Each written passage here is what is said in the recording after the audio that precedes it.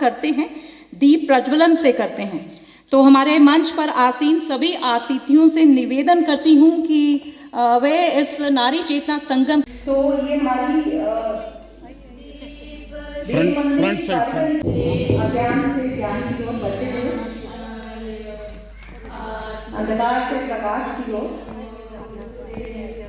आत्म ज्योति प्रदीप्ताय ब्रह्म ज्योति नमोस्तुते, प्राणी से परमात्मा की ओर दीप प्रज्वलन करते हुए, ज्योति को देखते ही जैसे ही प्रज्वलन होता है तो ऐसा लगता है कि जीवन में भी जो अंधकार है कहीं ना कहीं किसी कोने में, हमारे घर में सुबह दीप प्रज्वलन जब करती हैं तो प्रार्थना ये रहती है कि माँ आज का दिन बहुत बेहतर रहे, हमें सद्बुद्धि प्रदान करें। परिवार, क्योंकि दो मोर्चों पे हमेशा महिलाएं रहती हैं, एक परिवार। सभी का स्वागत है। हमारे तमाम जो गणमान्य अतिथि हैं वो आसीन हो गए हैं मंचों पर। दीप प्रज्वलन के बाद आ जाती है, उनके चेहरे पे हमेशा रहती है।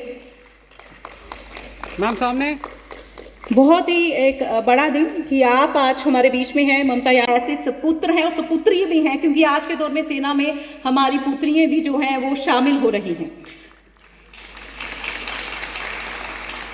और एक प्रार्थना है कि तालियां बजाने में आप इतनी उदासीनता ना दिखाएं, अच्छी तरह खुश होके है वो हमारे सामने कभी रखती नहीं, तो वो मुस्कान आज भी दिख रही है, तो थोड़ा और उदासीनता तालियों को लेकर ना रखें, क्योंकि बहुत दूर से समय निकाल के आपके लिए ये महिलाएं आई हैं और लगातार कार्य देश भर में आपकी जिंदगी बेहतर कैसे हो, हम सबकी कैसे।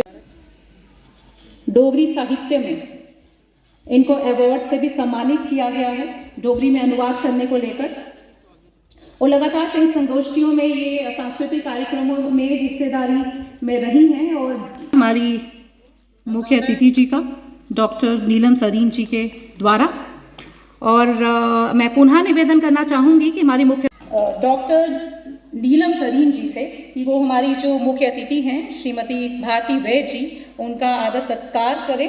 आप कृपया मंच पर आए। नीलम सरीन जी किसी परिचय की मोहताज नहीं है, सब जानते कि हम जिस स्टेट में रहते हैं जम्मू कश्मीर, हमें वहाँ के बारे में पता ही नहीं है, लेकिन हम ब्रिटिशर्स की बात कर रहे हैं, तो मैं चाहती हूँ कि हमें पहले अपने स्टेट से शुरू करना चाहिए। अपनी भागीदारी कैसे सुपर पावर भारत आगे बढ़ने के बहुत नजदीक है।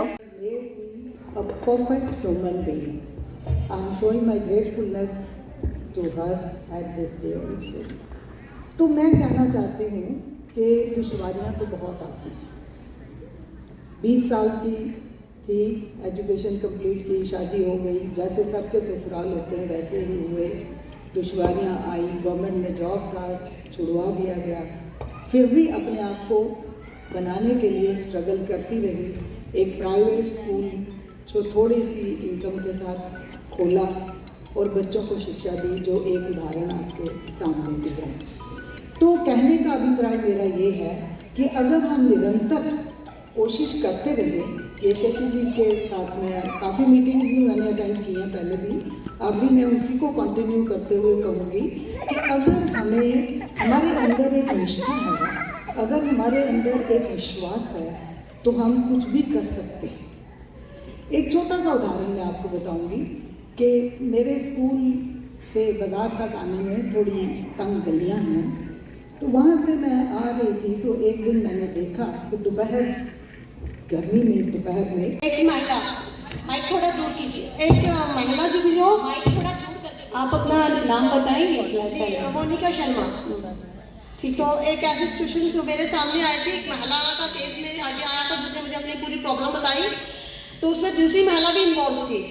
दूसरी महिला जो थी, पहली महिला के हस्बैंड का उसका बाहर अफेयर थे, तो उसने मुझे बताया कि मेरे हस्बैंड के बाहर अफेयर्स है, तो मैं बहुत परेशान हो चुकी हूँ। लेकिन जो पहली उसकी वाइफ थी, प्रॉब्लम उसमें थी क्योंकि उसने अपनी किटी पार्टी अपने घर से बाहर, मतलब परिवार को नहीं देखना, परिवार को टाइम नहीं देना, बच्चों को टाइम नहीं देना। तो इस तरह की जो परेशानियाँ भी हमें आती हैं, तो मैं महिलाओं को ये जरूर कहूँगी कि सबसे पहले अपने परिवार, अपने पति की ओर पूरा ध्यान दें, ताकि ऐसी प्रॉब्लम्स ना आए। क्योंकि जब हम अपने पति को पूरा टाइम नहीं दे पाते हैं, परिवार को नहीं दे पाते हैं, तो उनका दिमाग होता है कि हम बाहर मतलब किसी और के साथ जाके अपनी जो दिल की बात है उनसे शेयर करें। तो इस तरह से घर हमारे काफ़ी बर्बाद हो रहे हैं। और उसी के मद्देनजर से एडवोकेट जी यहाँ पे मैं इनसे ये कहूँगी कि जो हमारे हजारों केसेस अभी भी कोर्ट में फाइलों के अंदर बंद है, ऐसी महिलाओं के भी केसेस मेरे पास आते हैं जो रोती हैं कि हमारा जो हस्बैंड है। देखती हूँ मैंने यहाँ पर जम्मू में तभी क्लीनिंग के लिए एक बहुत बड़ा प्रोजेक्ट किया था। हमने 40 जगह लगाए थे स्टॉल, बनाए थे, स्टेज बनाई थी। पूरे जम्मू को हमने हिलाने की कोशिश की कि तभी जिसको हम अपनी सूर्य पुत्री कहते हैं उसमें हम कूड़ा नहीं फेंकें। और आज भी सब कुछ करने के बाद भी, सारी जन चेतना दिलाने के बाद भी, और मैं सिंपली बोलती हूँ, इस देश को साफ करने के लिए मोदी जी हर जगह झाड़ू लेके नहीं आएंगे। तो पहले सिर्फ आप जब दूसरों की समस्या बताते हैं, अपनी समस्या बताते हैं, चाहे रेप की बात हो, मैं इनसे नहीं वैसे बोल रही हूँ नॉर्मल, चाहे किसी को लड़का छेड़ता है, किसी लड़की को, क्राइम अगेंस्ट वुमेन होता है, अभी बोलिए शुरुआत कहाँ से होती है। आज भी मैं रिसेंटली बता रही हूँ, शादी में जा रही थी लड़के की, और जो टाइम दिया था, मैं लड़के वालों की तरफ से जो टाइम दिया था उसमें देर हो रही थी बारात की, और मैंने बोला तो मुझे आगे से डोगरी में जवाब वाला करन देव इंतजार मुझे की फर्क पड़ता। अगर ये माँ का एटीट्यूड ये है, मैं इसलिए कह रही हूँ कि माँ हमें अपने बच्चों की नहीं बनना है, माँ हमें अपनी माँ एज ए सास भी बनना है। आप बुरा नहीं मानिएगा, जो उन्होंने इतना समझाने की कोशिश की, हमारे संस्कार को कैरी करने का, हमारी वेदों में हमारा स्थान ऊपर क्यों दिया है कि हमारे संस्कार, हमारा धर्म, सनातनता कैरी करने का सारा कंधा मेरे पे है, आप पे है। अगर आप अपने व्यवहार को बदलेंगे, आप अपने बेटा जो छेड़ता है उसकी माँ का कसूर है, उसने उसको बताया नहीं कि हर लड़की में माँ देखो, तुम्हारी बहन को भी कोई बाहर बदतमीजी कर सकता है। ऐसा क्यों है कि मैं अपने आप को श्रेय नहीं देखती, मैं भगवान की कृपा वो समझ आ गया है जी। फिर आपने उनकी जो समस्या है उसका कुछ समाधान? जी, मैंने उनका समाधान निकाला। मैंने दोनों महिलाओं को एक साथ बुलाया, उन दोनों महिलाओं की प्रॉब्लम को सुना। आपने एज ए सोशल एक्टिविस्ट धन्यवाद। दोनों पार्टीज को एक जगह बिठा के बात की, जैसे आपके लिए बहुत खड़ा है, लेकिन वो औरत फिर सारी उम्र ला ही देखती रही। गई कोर्ट में, जाना कैसे है, पैसे कहाँ से लेने, आना जाना कहाँ से है, टाइम कहाँ से देना है, फिर लोगों के ताने, फिर मोहल्ले वालों के ताने, और फिर ताने, और कौन उसको एडमिशन नहीं देता है, उसके लिए क्या पेनल्टी है, और उसको पेनल्टी होनी चाहिए। दूसरी बात मैं ये कह रही हूँ कि मैंने बहुत सुना है जी, जैसे अभी भी बोला गया, प्रॉपर्टीज में शेयर एक जैसे हैं, लड़की औरत को ऊपर है, तो बातों में तो चलो बहुत कुछ है, प्रैक्टिकल तो मैंने भी बेचारियों को बड़ा ज़मीन पे ही गिरते देखा है। कोई विधवा हो जाती है तो जूते ऐसे पड़ते हैं जब बेचारी को कहीं जाने को जगह नहीं होती। कौन सी औरत है यहाँ मुझे खड़ी होकर बता दे 2 में से 3 में से ज़्यादा जिनको प्रॉपर्टीज मिली है? और मैंने यहाँ ऐसा देखा है कि विधवा औरतें हैं, उनको खाने को रोटी नहीं है, माँ बाप जिन्होंने पैदा किया होता है, भाई बहन जिनकी सारी उम्र के लिए साथ रही होती है, वो नहीं देते, डिमांड ससुराल वालों से करते हैं। हमें ससुराल वालों का तो होना ही चाहिए। दोष, लेकिन एक मिनट, आप जो बता रहे हैं वो बहुत मैम दोष है, एक मिनट मैं पूछ रही हूँ, दोष किसका है? दोष शशि ठाकुर का है। अगर मैं नहीं, मैम यहाँ मैं कहने वाली हूँ, पुलिस वाले का एग्जैक्टली पुलिस वाले का कोई रोल नहीं है इसमें। मैं ये कहना चाह रही हूँ, अगर ऐसा है कि कानून बना है कि उनको मिलना चाहिए, तो ये कौन सी बात है कि अगर वो बेचारी मांगे, मिले, कोर्ट में लड़े तो मिलना चाहिए। जैसे बाकियों को मिलता है उसको जबरदस्ती क्यों नहीं मिलना चाहिए? फिर वो जब फेंक देगी फिर सोचेंगे उसको कहाँ देना है, कहाँ नहीं देना। तो मतलब ये बातों में बहुत बड़ी बातें हैं, सब कुछ हो रहा है, प्रैक्टिकल कुछ नहीं है। लेडीज बहुत सफ़र करती हैं, चाहे वो किसी डिपार्टमेंट में है, चाहे वो प्रॉपर्टीज में है, चाहे वो मायके में है, चाहे ससुराल में है, करती है सफ़र में। जी, आपने जो कहा ना, हाँ, जो वैसे ये जो इस चर्चा का संचालन भारती जी कर रही हैं और उनको ही बात करनी चाहिए। मैं एक ही बात कहना चाहूँगी, क्योंकि देश भर में बहुत जगह ऐसे जाने का मौका मिलता है और बहनों से बात करने का भी मौका मिलता है, तो कई बार ऐसा लगता है कि जैसे 2 पक्ष खड़े हैं। जब हम बातचीत करते हैं तो ऐसा लगता है कि 2 पक्ष हैं, एक जो यहाँ पर बैठे हैं वो सुनने के लिए हैं और जो वहाँ बैठे हैं वो सुनाने के लिए। ऐसा नहीं है, हम सारे एक जैसे हैं। हम यहाँ क्यों एक मिनट मैं आप एक मिनट, आपने बोल लिया, मुझे बोल लेने दीजिए थोड़ा सा। यहाँ हम इसलिए बैठे हैं, कभी भी आपने देखा होगा समाज में चाहे पुरुष हो या महिला हो, सभी की स्थितियां एक जैसी नहीं है। आपने जो सुनाना शुरू किया, यहाँ पीछे जो बंधु बैठे हैं उनमें से भी कोई खड़ा होकर ये कह सकता है कि हमारी हालत देखो क्या है। एक मिनट, है ना, आप भी मानती है ना ये? इसलिए हमारा काम हमारा काम पक्षकार बनना नहीं, हमारा काम ये है कि महिलाएं सशक्त हो रही हैं, अलग अलग फील्ड में काम कर रही हैं। आपको भी राइट मिला, आपके अंदर वो ताकत थी कि आप पुलिस में गए, आपके अंदर वो ताकत थी कि आप एडवोकेट बने, आपके अंदर वो ताकत थी कि आप समाज सेविका हैं, अपने घर के अलावा बाहर का भी काम कर रही हैं। मेरे अंदर इतनी आई कि मैं आज अकेले सफ़र करके टूर करके यहाँ तक आ जाती हूँ, देश भर में चली जाती हूँ। तो वो महिलाएं भी हैं जिनको शायद घर की चार दीवारी से बाहर भी नहीं निकलने दिया जाता। आज समाज वहाँ भी बदला है कि एक तरफ वो महिलाएं हैं जो घर की चार दीवारी में है, दूसरी तरफ वो पुरुष भी हैं जिनकी पत्नियां काम करने जाती हैं, पुरुष घर का काम करते हैं। आज बहुत सारे लोग हाउस मैन बनना यानी हाउस हस्बैंड भी कहलाते हैं। तो जो ये बदलाव है, हमको क्या है, हमको यहाँ पर कठिनाइयों की बात करनी है। आपने की, बहुत अच्छी बात है, नहीं मुझे मालूम नहीं है, लेकिन मैडम है, प्रिंसिपल है और बहुत सारे लोग हैं, अलग अलग जगह अलग अलग क्षेत्र में काम कर रहे हैं। तो मैं मेरे घर के बाद अगर मेरे पास 2 घंटे खाली हैं तो उस 2 घंटे का उपयोग मैंने किस काम के लिए करना। तो अगर कोई महिला पीड़ित है तो अगर मैंने एक के लिए भी उसको कहीं ले जा करके और उसकी मदद कर दी, सिस्टम बदलना बहुत मुश्किल होता है। व्यवस्था परिवर्तन में हम सब लगे हैं, वो भी होता है, लेकिन हम कोई 50 केस या कोई 25 केस मेरे अगेंस्ट भी है, मैं भी वही तारीख भुगत रही हूँ। अगर यकीन ना हो तो आप किसी को सिट बिठा सकते हैं और ये जज कर सकते हैं। मेरा मतलब कहने का इतना आसान नहीं है बाहर आना, इसीलिए उसको आसान कैसे बनाए, हाँ, हमारा काम है ना ये बात। अच्छा, आपकी एक और बात का, वैसे मैं कभी भी इस बात हमने उसके लिए किया क्या, यहाँ उससे प्रेरणा मिलेगी 4 लोगों को कि इसने ये किया, मुझे भी करना है, इसलिए हम यहाँ पर बैठे हैं। तो मेरा पुत्र 2.5 वर्ष का था, मेरी उम्र 25 वर्ष की थी उस समय। 25 वर्ष की लड़की का विवाह भी नहीं होता है। तो क्या मैं उस संघर्ष से वैसे ही आ गई क्या बाहर? क्या वैसे ही मैं देश दुनिया में घूम रही हूँ? मैंने भी बहुत कुछ झेला होगा।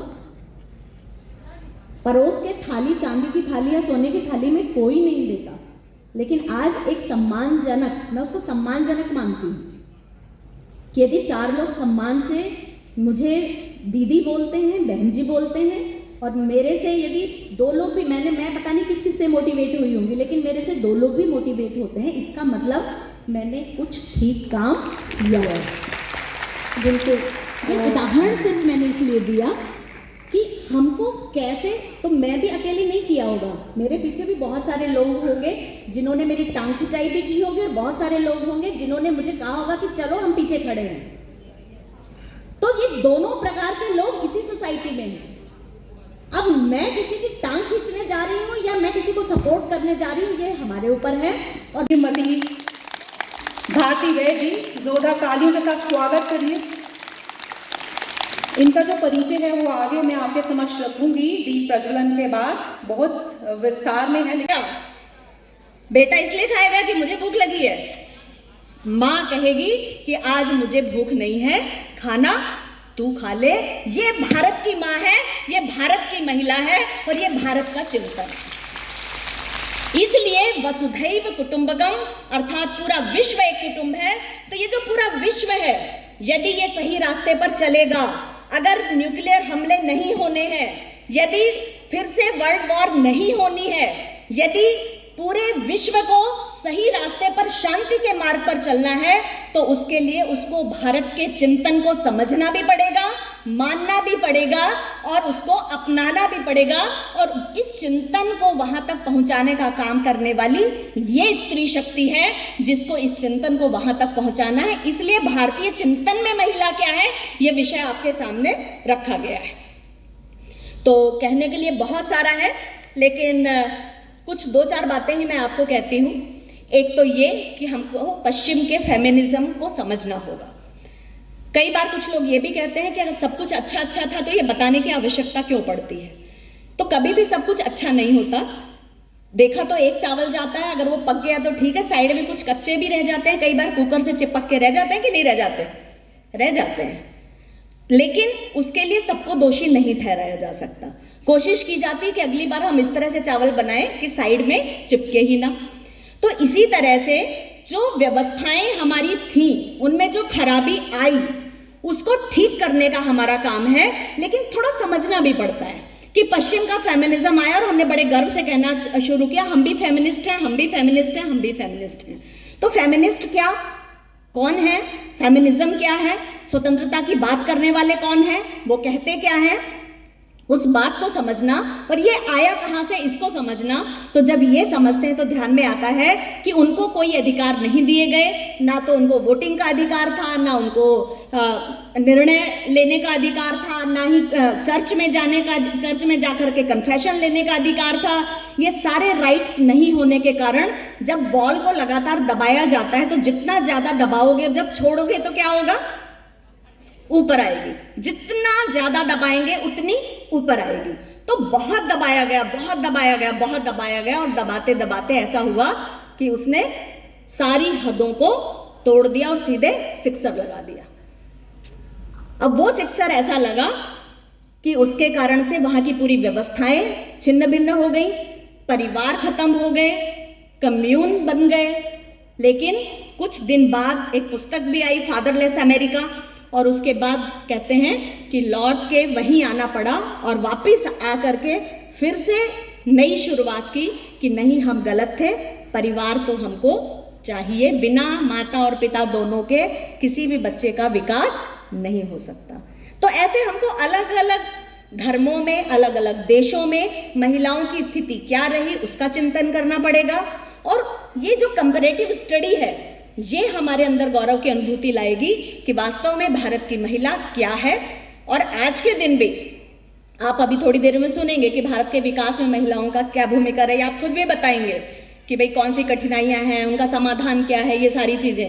लेकिन इस सबसे ये ध्यान में आता है कि हमें 2-3 काम पक्का करने पड़ेंगे कि महिलाओं को निर्णय का अधिकार देना पड़ेगा, अगर कहीं नहीं है तो अपने ही परिवार से शुरू करना पड़ेगा।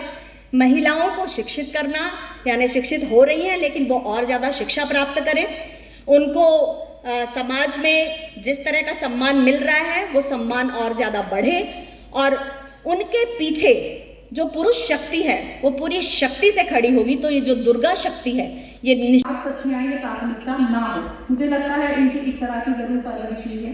एक बहुत ही सौभाग्य होता है कि अच्छे घर में हमारा जन्म हो, अच्छे माता पिता मिले जो हमारे लिए अच्छा सोचें। लेकिन सबके साथ ऐसा नहीं होता, जिनके साथ नहीं होता उनकी जिम्मेदारी अब हम सब पे है और उसका ही उसी के लिए ये इतना लंबा सफर करके आपको बीच में आए हैं। बहुत कुछ करियर होगा, आगे क्या होगा, शादी के बाद होगा, तमाम चीजें कैसे मैनेज करती है मुस्कान के साथ। और इनका जो कार्य रहा एमए समाजशास्त्र BEd अध्ययन हुआ है। समाजशास्त्र विषय की प्राध्यापिका के रूप में लगभग 28 वर्षों तक कार्य किया है। छात्र जीवन से विद्यार्थियों के विषय पर निरंतर कार्य किया है, यानी कि अध्ययन जो है वो छात्र क्या रहा होगा तो वो अनुभव भी ये आज साझा करेंगे। क्योंकि मीडिया इंडस्ट्री थोड़ी सी महिलाओं को लेकर थोड़ी सी दार्शनिकता रहती है। जैसे ब्यूरो चीफ कहीं बनना हो स्टेट पर तो महिलाओं की सूची बड़ी कम मिलेगी आपको। जम्मू कश्मीर में भी हमारे जो मीडिया के लोग हैं वो मुस्कुरा रहे हैं, जानते हैं इस बात को। तो बहुत स्वागत श्रीमती हमारी मुख्य अतिथि बाकी गैर पर सबसे थोड़ा सा कटु होता है, लेकिन सबसे बोलना चाहिए, तभी समाधान जो है वो हो पाएगा। क्योंकि वो खासकर ये कार्यक्रम आज इसीलिए है कि आप दिल से असल जो बात है वो रखें ताकि समाधान हम ही निकालें, हमें किसी की आवश्यकता ही नहीं है। क्योंकि हमारे अंदर वो चेतना है, तो इसीलिए ये नारी चेतना संभव है। अब मैं हमारी जिनके लिए मैंने कहा श्रीमती ममता यादव जी प्रसिद्ध शिक्षाविद समाज सेवी। मैं आज नारी चेतना संगम पे यहाँ उपस्थित हूँ और मैं तो पहली बार इसमें पार्टिसिपेट कर रही हूँ। मुझे लगता है पहले भी हुआ होगा बहुत बार। और नारी के जागरण के लिए खास करके सनातन समाज में, क्योंकि सनातन ने नारी को बहुत महत्व दी है, बहुत शुरू से। और सनातन में जब हम बात सनातन की करते हैं और उसमें नारी की करते हैं, तो जब हम कहते हैं आजकल फेमिनिज्म में कि जी औरतें आदमियों की बराबर हैं, तो सनातन धर्म में तो नारी को पुरुष से आगे रखा गया है। और ये जो है हमको आजकल की जो बच्चे हैं हमारे और हमारी उम्र के लेडीज़ को भी, औरतों को भी, नारियों को भी ये समझने की बहुत आवश्यकता है कि ये बराबरी वाला मसला नहीं है। नारी को सनातन समाज में पुरुषों से बहुत ज़्यादा महत्व दी गई है और नारी का मेन रोल जो है वो उसको समय के साथ, जैसे कलयुग है तो नेचुरली हर चीज़ उल्टी तरह से समझी जाती है, समय के साथ एक तमस पैदा हुआ है जिसकी वजह से ये माना गया कि जो नारी है वो एक कमज़ोर मानी गई है, उसको बुरा माना गया है, आदमी से पुरुष से नीचा दिखाया गया। वो बात नहीं है। नारी जो है उसको भगवान ने ही वो शक्ति दी है जो पुरुष में नहीं है। पहली चीज़, नारी का जो माँ का रोल है, जो उसमें शक्ति है एक माता बनने की, और जो उसकी शक्ति है माता, सिर्फ माँ के रूप में नहीं, सास के रूप में भी वो माता का रोल बहुत इम्पॉर्टेंट है। वो जो रोल है वो किसी के पास नहीं है। हमारे पुराणों में कहा गया है कि जो पिता है वो सिर्फ एक बीज डालता है, जो धरती है वो किस क्वालिटी की है, उसमें क्या पोषण है, पोषण तत्व हैं, वो उस जो आगे जो पौधा निकलेगा वो उस पर डिपेंड करता है। जो माता है उसको ज़मीन माना गया है और सारे परिवार की जो शक्ति है, सारे परिवार का जो एक संस्कार हैं उस माता के हाथ में होते हैं। तो जो सनातन धर्म में जो चीज़ें, जो मुश्किल अभी मुझे लग रहा है आ रही है कि हम लोगों में बहुत सारे लोगों ने पीछे जाकर पढ़ने की कोशिश ही नहीं की है कि हम नारी के बारे में सनातन धर्म में कहा क्या गया है। अगर हम वो जाएं, हम सिर्फ फिज़िकल लेवल पर, दुनियावी लेवल पर एक मुकाबला करने खड़े हो गई हैं औरतें जो हैं, जिसे फेमिनिज़्म अंग्रेज़ों ने शुरू किया है, एक मूवमेंट शुरू की कि हम पुरुषों से कम नहीं हैं। हम पुरुषों से कम नहीं, हम पुरुषों से बहुत ज़्यादा हैं। पुरुष एक टाइम एक ही काम कर सकते हैं और औरतें एक टाइम में मल्टी डायमेंशनल थिंकिंग करती हैं। ये पुरुष, जो औरत है उसकी ये शक्ति है, उसको आम बच्चों को, खास करके जो हमारे यंग बच्चे हैं जो कॉलेज में हैं, स्कूल में हैं, उनको समझाने की बहुत ज़रूरत है। और मेरे को लगता है कि मैं इनका बहुत आभार प्रकट करती हूँ और बोलती हूँ कि ये चेतना जो संगम है ये इस तरफ एक बहुत बड़ा प्रयास है। और सबको जो मुबारकबाद देती हूँ जो यहाँ पे संस्था के संयोजक हैं, उप संयोजक हैं, कि उन्होंने बहुत अच्छा किया है। और इसको सिर्फ जम्मू के शहर तक नहीं, इसको गांव-गांव में छोटे स्तर पर करना चाहिए और हम सबको उसमें जाके सब अपना जो है आइडियाज़ इन सहयोग देना चाहिए। और नारी समानता आप जिक्र कर रहे हैं, जिस तरह से आपने देखा कि नारी हर जगह अपना लोहा मनवा रही है। हाल ही की बात करते हैं, किश्तवाड़ की बेटी तीरंदाज में उसने अपना परचम लहराया है और विकलांग है। क्या लगता है कि नारी को हम ये नहीं कह सकते जगाना, नारी जन जन को जगाती है, माँ के रूप में माना जाता है, देवी के रूप में माना जाता है। किस तरह से ये आप एक प्रेरित होने के लिए क्या पैगाम पूरे देशवासियों को? देखिए, मैंने पहले भी जैसे बोला कि हम एक दुनियावी लेवल पर, एक भौतिक लेवल पे नारी की बात करते हैं, शक्ति की। नारी की भौतिक लेवल पे शक्ति जो है असीम है, वो आदमी से किसी लेवल पे कम नहीं है। लेकिन जो नारी की आध्यात्मिक शक्ति है, जो नारी की एक स्पिरिचुअल शक्ति है, वो इंसान आदमी के पास नहीं है। और हमें उसके लिए शर्मिंदा होने की बजाय हम भौतिक जगत में आदमी के साथ स्पर्धा रखें। इससे अच्छा है कि जो भगवान ने हमको जो शक्ति दी है उसके लिए हम गर्व महसूस करें। ये कंपटीशन की बात नहीं है। आदमी, पुरुष और स्त्री जो है वो एक दूसरे को कॉम्प्लीमेंट करते हैं, वो एक दूसरे को पूर्ण करते हैं। अगर आप देखेंगे, आप विवाहित किसी कपल से बात कीजिए, जोड़े से बात कीजिए, तो आदमी में जो पुरुष में जो कमी होगी वो औरत पूर्ण करती है, और जो औरत स्त्री में जो कमी होगी वो आदमी पुरुष पूर्ण करता है। तो ये एक दूसरे के साथ चलने की बात है। तो ये जो स्पर्धा वाला है ये पाश्चात्य देशों ने हमको दिया है। हमारे धर्म में नारी को कभी कम नहीं माना गया है, नारी को देवी माना गया है। यहाँ तक कहा गया है, यस्से, पता है आपको, यस्से नार्यस्तु पूज्यते तत्र रमते देवता। और बोला गया है कि जहाँ पे नारी के अश्रु बहते हैं उस घर में कभी बरकत नहीं होती है, वहाँ पे देवता वास नहीं करते। तो ये स्पर्धा जो है ये आर्टिफिशियल एक आर्टिफिशियल क्रिएट कराई गई। हम पाश्चात्य लोगों को फॉलो करते हैं और हम उसी के फॉलो में हम जवान बच्चों को कम्युनिज्म और ये सब चीज़ों से फॉलो कर रहे हैं। तो अगर हम इस वक्त ब्रेक नहीं लगाएंगे इस होड़ में, तो हम अपनी जो सनातन धर्म है, ये हमारी सनातन परंपरा है, जो हमारी सोसाइटी है, समाज है, उसको हम पूर्ण विकसित होने से रोक देंगे। धन्यवाद। Thank you. आज जम्मू विभाग का नारी चेतना संगम ऐसे एक महिला सम्मेलन है। ये लगभग 4-5 घंटों का रहने वाला है, 3 सत्रों में होगा, जिसमें महिला विषयों पर चर्चा होगी। देश की संस्कृति, भारत में महिला चिंतन क्या रहा है हमेशा से, उसके बारे में चर्चा होगी। भारत के विकास में महिलाओं की क्या भूमिका है और क्या हो सकती है, उसके बारे में यहाँ पर चर्चा होगी। और कुल मिला के महिलाओं को काम करने में या महिलाओं के सामने ऐसी कौन सी कठिनाइयाँ आती हैं जिनका समाधान वो स्वयं ही कर सकती हैं, क्योंकि स्वामी विवेकानंद ने एक बार कहा था कि महिलाओं की समस्याएं अकेले महिलाओं की नहीं है, पूरे समाज की हैं, लेकिन अगर उनको शिक्षित करो तो वो अपनी समस्याओं का समाधान खुद कर लेंगी, अपनी कठिनाइयों को खुद दूर कर लेंगी। तो ऐसे कुल मिला के विमेन एम्पावरमेंट वैसे तो है ही हमेशा से भारत में, भारत की संस्कृति में ये रचा बसा है, लेकिन कुल मिला करके अपने महिलाओं से संबंधित विषयों की ही चर्चा इस सम्मेलन में करने वाली है। आज देश के यशस्वी प्रधानमंत्री ने जो है ये कहा है कि जिस तरह से आज खेलों की तरफ हो, हर एक मैदान हो जिसमें महिलाएं बढ़ चढ़कर जो है भाग ले रही हैं, और ज़िला किश्तवाड़ की ही बेटी आपने देखा तीरंदाज और विकलांग है, उन्होंने भारत का नाम के साथ साथ जम्मू कश्मीर का नाम भी रोशन किया है।